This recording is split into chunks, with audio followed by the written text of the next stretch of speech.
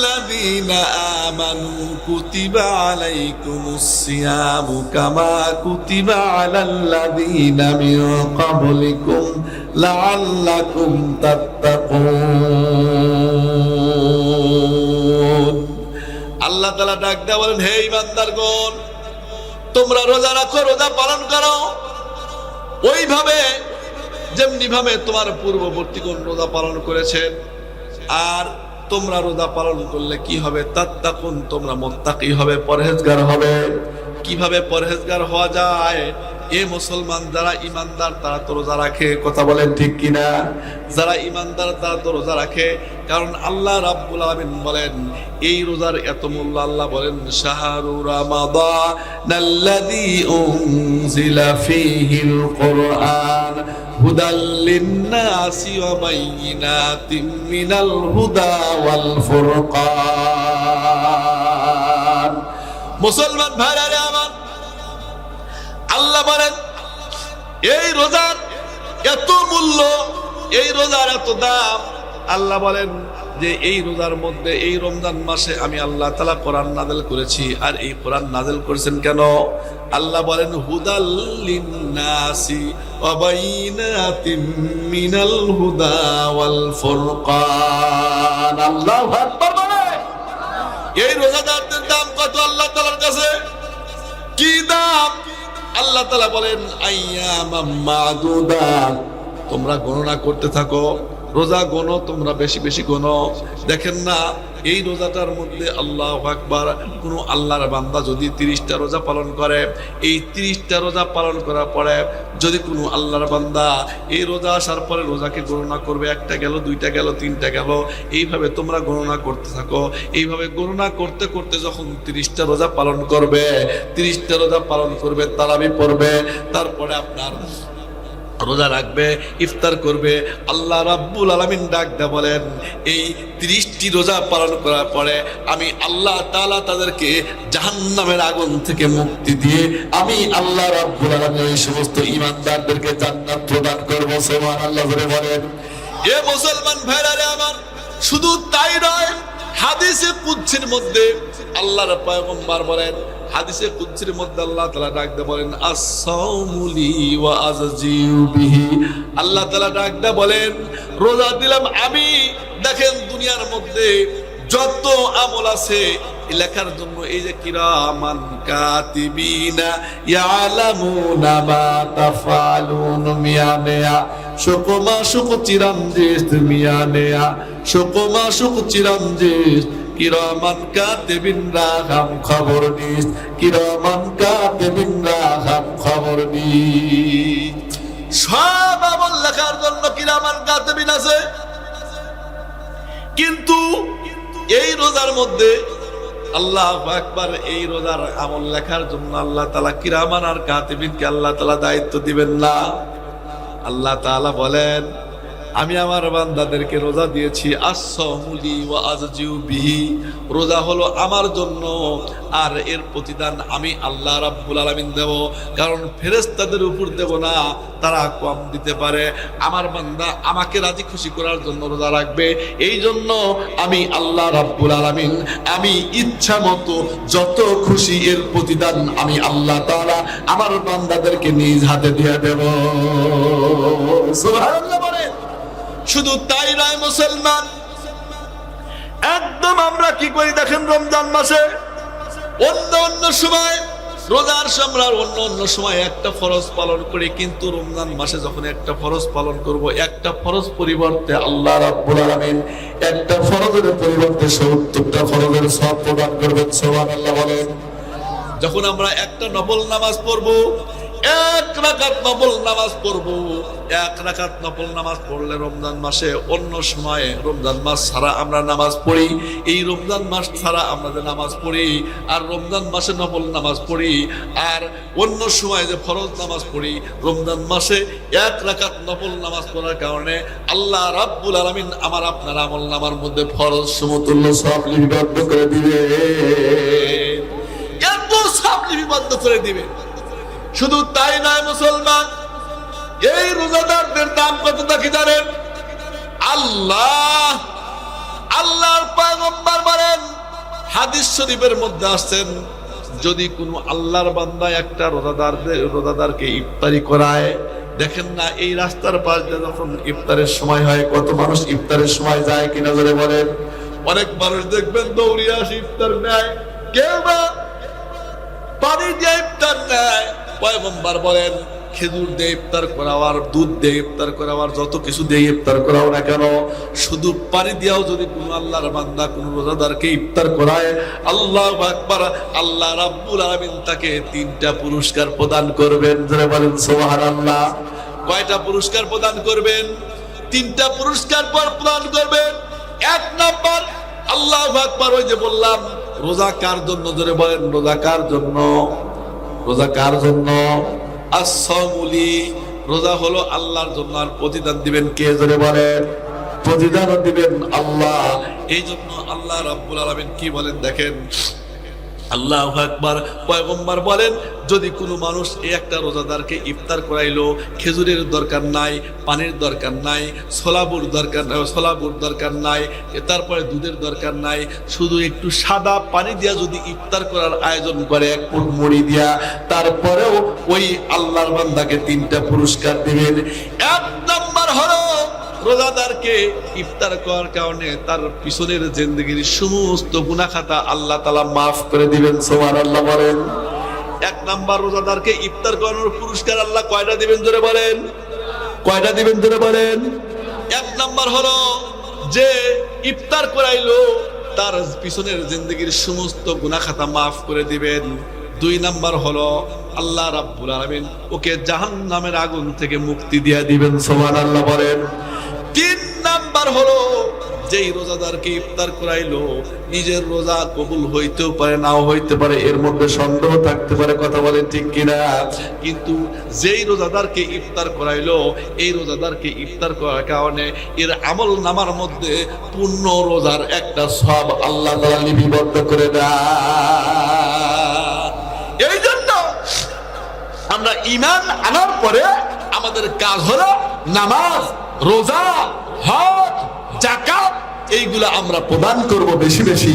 কিন্তু এই দুনিয়ার মধ্যে দেখবেন নামাজ রোজা আমরা করি, রোজা করি অল্প মানুষ, হজ করি অল্প মানুষ, যাকাত প্রদান করি অল্প মানুষ। কিন্তু এই যাকাত পরেও আল্লাহ রাব্বুল আলামিন বলেন, তোমরা রোজা রাখলা, 30টা রোজা রাখলা, তারাবি পড়লা, তারপরে তোমরা কি করলা? সাহরি খাইলা, ইফতার করলা। এগুলা পালন করার পরে আবার যাদেরকে আমি আল্লাহ রাব্বুল আলামিন ওই পরিমাণ অর্থ দিয়েছি, যে ইমানদারগুলা যাকাত প্রদান করবে, ওই ইমানদাররা দুনিয়া থেকে বিদায় নিতে দেরি আমি আল্লাহ রাব্বুল আলামিনের জান্নাতে যাইতে দেরি হবে না। সুবহানাল্লাহ বলেন। আমরা এই যে রাত্রের মধ্যে ঠান্ডা পানিতে ওযু করে নামাজ পড়ি, এর কারণ কি? দেখেন, বৃদ্ধ মানুষ একদম সকালবেলা ঠান্ডা পানিতে ওযু করে কাঁপতে কাঁপতে মসজিদের দিকে যায়। যদি ডাকদা বলা হয়, বাপজান আপনি তো বৃদ্ধ মানুষ, আপনি এই জায়গার মধ্যে নামাজ পড়তে এসেছেন, আপনি তো বাড়ির মধ্যেও পড়তে পারতেন, মসজিদে না আসে। তখন ওই বৃদ্ধ মানুষ ডাকদা বলে, বাবা আমি এসেছি এজন্যই আল্লাহ তাআলা যেন এর উসিলায় জান্নাত দান করেন। আবার দেখবেন এক জাতীয় মানুষ আছে, একদম চরম কষ্ট করে, সারাদিন রিকশা চালায়, মাথার মধ্যে টুপি, গায়ের মধ্যে জুব্বা, জবানের মধ্যে আল্লাহ আল্লাহ জিকির করে। আর ওই মানুষটাও দেখবেন নামাজের যখন আজান হয়, নামাজের জন্য মসজিদে দৌড়িয়ে যায়। ওনাকেও যদি ডাক দেয়া বলেন, ভাই তুমি রিকশাওয়ালা মানুষ, সারাদিন খেটে খাও, তারপরে এত কষ্ট করার পরেও তুমি নামাজে দৌড়িয়ে যাচ্ছ কেন? ও বলবে আল্লাহ তাআলা যেন এর উসিলায় জান্নাত দান করেন। তাহলে আমাদের সবার টার্গেট জান্নাত। আবার দেখবেন এক জাতীয় মানুষ আছে, নামাজ পড়ে না, রোজা করে না, হজ করে না, যাকাত দেয় না। এই মানুষটাকে যদি বলেন যে ভাই মৃত্যুর কি ভয় হয় না, মৃত্যুর পরে কি হবে না হবে এটা কি নিয়ে চিন্তা করো না, ওই মানুষটাও দেখবেন ডাক দেয়া বলবে, ভাই আমারও চিন্তা হয়, দোয়া করি আল্লাহ তাআলা যেন মৃত্যুর পরে জান্নাত দান করেন। সবাই জান্নাত চায়, নামাজিও জান্নাত চায়, বেনামাজিও জান্নাত চায়, সবাই জান্নাত চায়। দেখবেন এ দুনিয়ার মধ্যে আপনার যত মানুষ আছে, আমরা যা কিছু করতেছি না কেন, সবাই আমরা জান্নাতের আশায় করতেছি, কথা বলেন ঠিক কিনা? কিন্তু জান্নাত আসলে কি আমার আপনার বাপ দাদার বানানো জিনিস?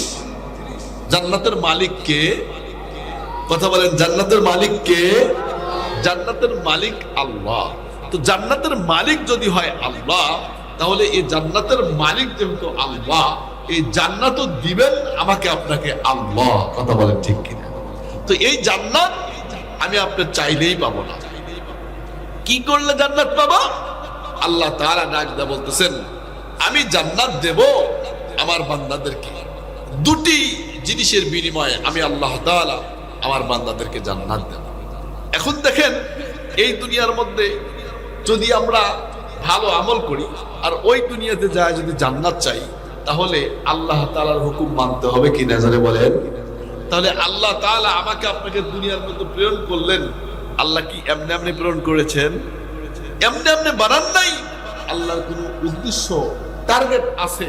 আল্লাহ বলেন, আমি যে টার্গেট নিয়ে তোমাদেরকে দুনিয়ার মধ্যে প্রেরণ করলাম, এই টার্গেট অনুযায়ী যদি তোমরা আমল করো, তাহলেই মৃত্যুর পরে আমি আল্লাহ রাব্বুল আলামিন তোমাদেরকে জান্নাত প্রদান করব। সুবহানাল্লাহ। আল্লাহ কেন বানাইলেন? আল্লাহ বলেন, ওয়ামা খালাকাতুল জিন্না ওয়াল ইনসা ইল্লা লিয়াবুদুন।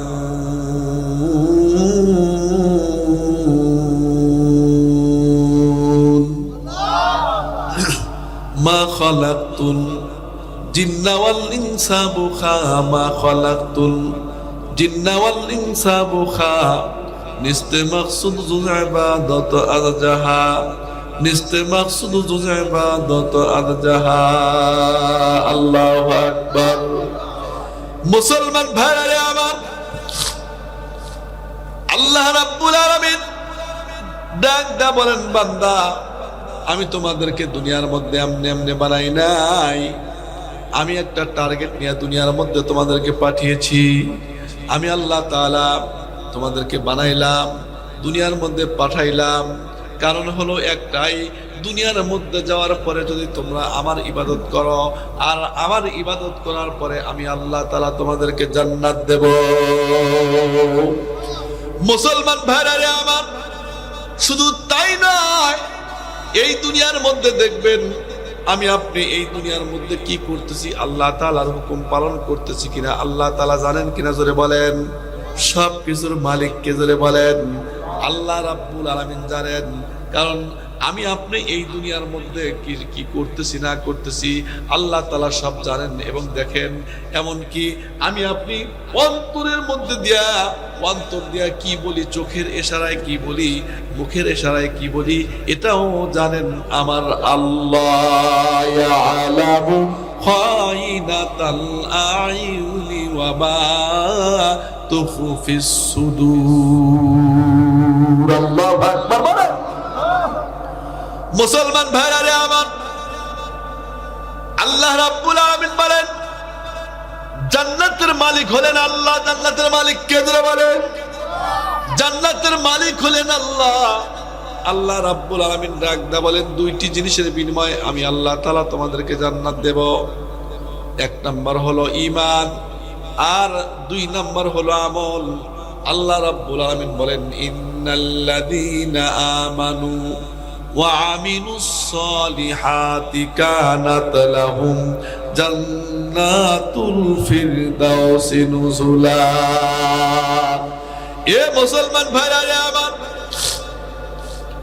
এই দুনিয়ার মধ্যে দেখবেন যদি আমরা জান্নাতে যেতে চাই, দুটি জিনিস লাগবে। আল্লাহ রাব্বুল আলামিন দুটি জিনিসের বিনিময়ে জান্নাত দিবেন। কয়টি জিনিসের বিনিময়ে জান্নাত দিবেন? দুইটি জিনিসের বিনিময়ে জান্নাত দিবেন। এক নাম্বার হলো ঈমান, দুই নাম্বার হলো আমল।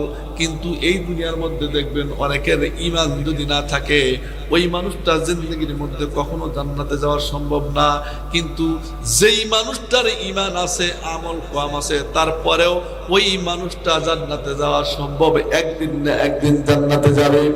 এ মুসলমান ভাইরা রে আমার, কোন মানুষের যদি ঈমান না থাকে, এই দুনিয়ার মধ্যে আপনি যতই নামাজ পড়েন না কেন, রোজা করেন না কেন, হজ করেন না কেন, যাকাত দেন না কেন, এইগুলা দিয়ে জান্নাতে যাওয়া যাবে না। এখন আপনাদের প্রশ্ন হইতে পারে, হুজুর তাহলে আমাদের হজ কি কাজে আসবে না, যাকাত কি কাজে আসবে না, নামাজ কি কাজে আসবে না? আমি বলবো হা হা হা, অবশ্যই এইগুলা কাজে লাগবে। ওই যে ওই সময়ে যখন যাবেন, আপনার এই আমলের দ্বারা আপনার জান্নাতকে আল্লাহ রাব্বুল আলামিন সুসজ্জিত করবেন। যত আমল করবেন এত আপনার জান্নাতকে সুসজ্জিত করবেন। কিন্তু আপনার যদি ঈমান না থাকে, তাহলে ওই ঈমানদারের জান্নাতে যাওয়া সম্ভব হবে না। খুব ভালো করে বুঝবেন। এই মুহূর্তে আমি আপনাদের সামনে দুইজন মহিলার নাম নিলে আপনাদের ভালো বুঝে আসবে। এ মুসলমান ভাইরা আমার, যতই আমল করেন না কেন, আপনি যাই করেন না কেন, যদি আপনার ঈমান না থাকে, তাহলে আপনার জান্নাতে যাওয়ার কোনো উপায় নাই। আর আপনি আমল কম করেছেন, কিন্তু যদি আপনার ঈমান থাকে, তাহলে আপনি জান্নাতে যেতে পারবেন। ও মুসলমান, বুখারী শরীফ থেকে আমি আপনাদের সামনে এই মুহূর্তে একটা হাদিস শোনাইতে চাই। আল্লাহর এক বান্দি, আপনারা জানেন যারা, কথা আমি আপনাদেরকে শোনাবো।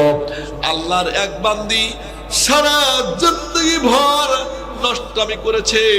তার টোটাল জিন্দেগিটা নষ্টামি করে করে একদম লাস্টের জিন্দেগিতে এসে নষ্টামি করে বাড়ির দিকে যখন আসতেছিল, বাড়ির দিকে আসার সময় দেখলো একটা কূপের নিকটে একটা কুকুর বসে পানি পিপাসায় হাঁপাইতেছে, জিহ্বা বের করে করে হাঁপায়।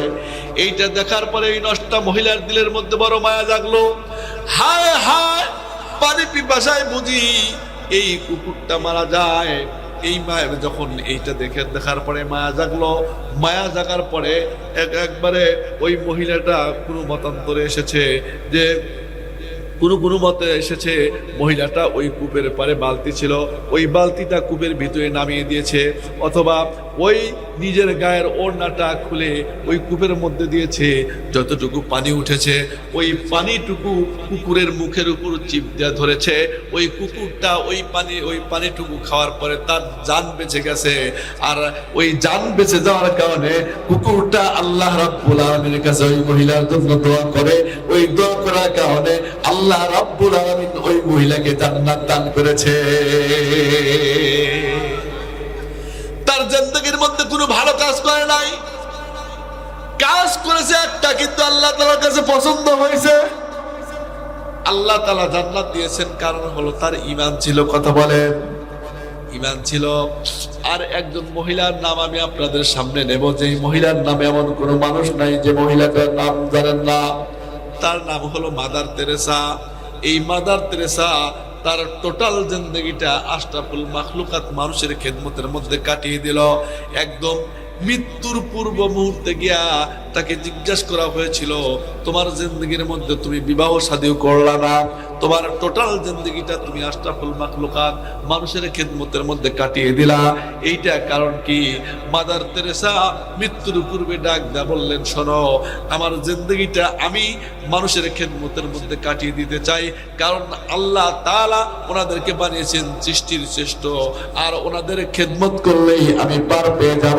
এই জন্য আমার জিন্দেগির মধ্যে আমি কোনোদিন বিবাহ শাদী করি নাই, কারণ আমি যদি বিবাহ শাদী করতাম, এই জিন্দেগির অল্প হায়াত থেকে একটু সময় আমার স্বামীকে দেওয়া লাগতো, অল্প হায়াত থেকে একটু সময় আমার সন্তানাদিদেরকে দেওয়া লাগতো, আমার সংসারে দেওয়া লাগতো।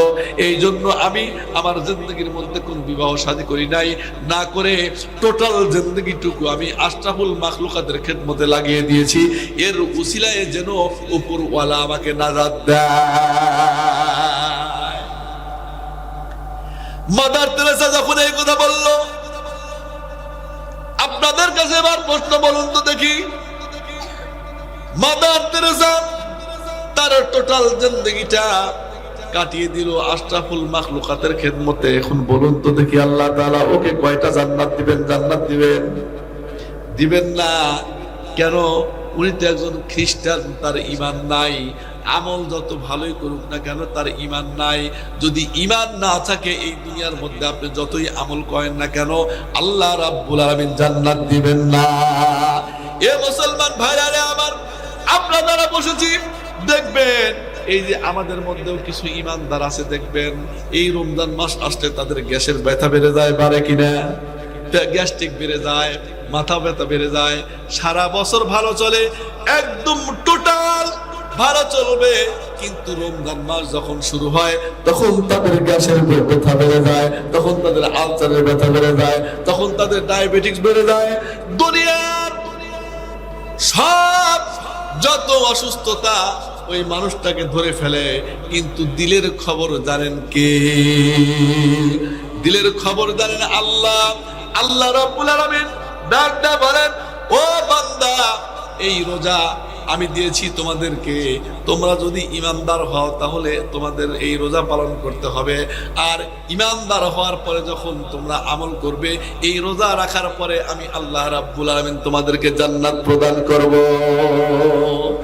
আল্লাহ রাব্বুল আলামিন ডাকতে বলেন, ইয়া আইয়ুহাল্লাযীনা আমানু কুতিবা আলাইকুমুস সিয়ামু কামা কুতিবা আলাল্লাযীনা মিন ক্বাবলিকুম লাআল্লাকুম তাত্তাকুন।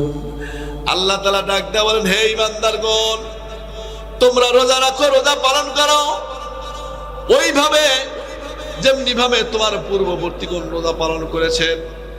আর তোমরা রোজা পালন করলে কি হবে? তাত্তাকুন, তোমরা মুত্তাকি হবে, পরহেজগার হবে। কিভাবে পরহেজগার হওয়া যায়? এ মুসলমান যারা ইমানদার তারা তো রোজা রাখে, কথা বলেন ঠিক কিনা? যারা ইমানদার তারা তো রোজা রাখে, কারণ আল্লাহ রাব্বুল আলামিন বলেন এই রোজার এত মূল্য। আল্লাহ বলেন, শাহরু রামাদানাল্লাযী উনজিলা ফীহিল কুরআন হুদাল লিন-নাসি ওয়া বাইয়িনাতিম মিনাল হুদা ওয়াল ফুরকান। মুসলমান ভাইরা আমার, আল্লাহ বলেন এই রোজার এত মূল্য, এই রোজার এত দাম। আল্লাহ বলেন যে এই রোজার মধ্যে, এই রমজান মাসে আমি আল্লাহ তাআলা কোরআন নাযিল করেছি। আর এই কোরআন নাযিল করেছেন কেন?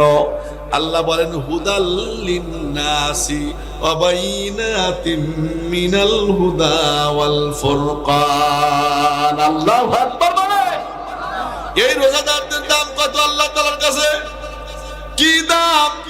আল্লাহ তাআলা বলেন, আইয়ামাম মাদুদাত, তোমরা গণনা করতে থাকো, রোজা গণো, তোমরা বেশি বেশি গণো। দেখেন না এই রোজাটার মধ্যে, আল্লাহু আকবার, কোন আল্লাহর বান্দা যদি 30টা রোজা পালন করে, এই 30টা রোজা পালন করার পরে যদি কোনো আল্লাহর বান্দা এই রোজা আসার পরে রোজাকে গণনা করবে, 1টা গেল, 2টা গেল, 3টা গেল, এইভাবে তোমরা গণনা করতে থাকো। এইভাবে গণনা করতে করতে যখন 30টা রোজা পালন করবে, 30টা রোজা পালন করবে, তারাবি পড়বে, তারপরে আপনার রোজা রাখবে, ইফতার করবে, আল্লাহ রাব্বুল আলামিন ডাক দেয়া বলেন এই 30টি রোজা পালন করার পরে আমি আল্লাহ তাআলা তাদেরকে জাহান্নামের আগুন থেকে মুক্তি দিয়ে আমি আল্লাহ রাব্বুল আলামিন এই সমস্ত ঈমানদারদেরকে জান্নাত প্রদান করব। সুবহানাল্লাহ বলেন। এ মুসলমান ভাইরা আমার, শুধু তাই নয়, হাদিসে কুদসির মধ্যে আল্লাহর পয়গম্বর বলেন, হাদিসে কুদসির মধ্যে আল্লাহ তাআলা ডাক দিয়ে বলেন, আস-সাওমু লি ওয়া আজজিউ বিহি। আল্লাহ তাআলা ডাক দিয়ে বলেন, রোজা দিলাম আমি। দেখেন দুনিয়ার মধ্যে যত আমল আছে লেখার জন্য, এই যে কিরামান কাতিবিনা ইয়ালামুনা মা তাফআলুন মিয়ানিয়া শুকমা শুক চিরামজিস মিয়ানিয়া শুকমা শুক চিরামজিস কিরামান কাতিবিন রাখাম খবর নিস, কিরামান কাতিবিন রাখাম খবর নিস। সব আমল লেখার জন্য কিরামান কাতিবিন আছে, কিন্তু এই রোজার মধ্যে আল্লাহু আকবার, এই রোজার আমল লেখার জন্য আল্লাহ তাআলা কিরামান আর কাতিবিনকে আল্লাহ তাআলা দায়িত্ব দিবেন না। আল্লাহ তাআলা বলেন, আমি আমার বান্দাদেরকে রোজা দিয়েছি, আস-সাওমু লি ওয়া আজজিউ বিহি, রোজা হলো আমার জন্য, আর এর প্রতিদান আমি আল্লাহ রাব্বুল আলামিন দেব। কারণ ফেরেশতাদের উপর দেব না, তারা কম দিতে পারে। আমার বান্দা আমাকে রাজি খুশি করার জন্য রোজা রাখবে, এই জন্য আমি আল্লাহ রাব্বুল আলামিন আমি ইচ্ছা মতো যত খুশি এর প্রতিদান আমি আল্লাহ তাআলা আমার বান্দাদেরকে নিজ হাতে দিয়ে দেব।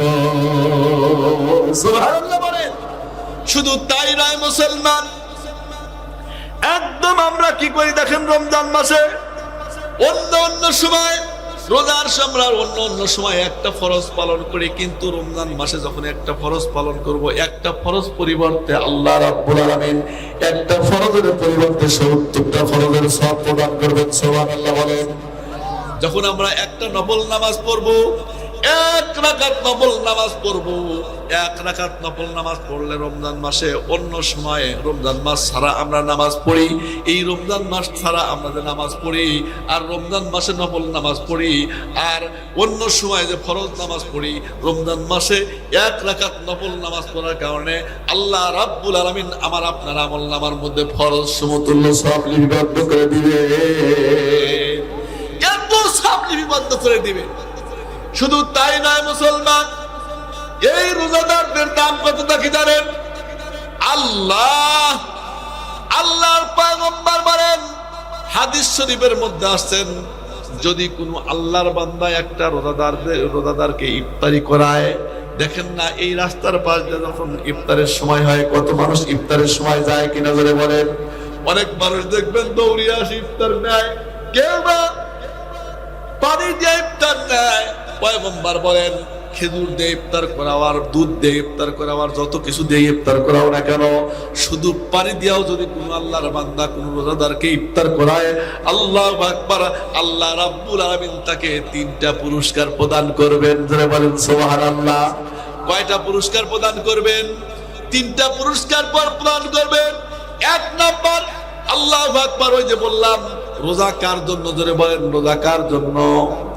রোজা কার জন্য? as-sawmuli, রোজা হলো আল্লাহর জন্য, আর প্রতিদান দিবেন কে? জোরে বলেন। প্রতিদানও দিবেন আল্লাহ। এই জন্য আল্লাহ রাব্বুল আলামিন কি বলেন দেখেন, আল্লাহু আকবার, পয়গম্বর বলেন, যদি কোনো মানুষ এই একটা রোজাদারকে ইফতার করাইলো, খেজুরের দরকার নাই, পানির দরকার নাই, ছোলাবুর দরকার নাই, তারপরে দুধের দরকার নাই, শুধু একটু সাদা পানি দিয়া যদি ইফতার করার আয়োজন করে, 1 ফুট মুড়ি দিয়া, তারপরেও ওই আল্লাহর বান্দাকে 3টা পুরস্কার দিবেন।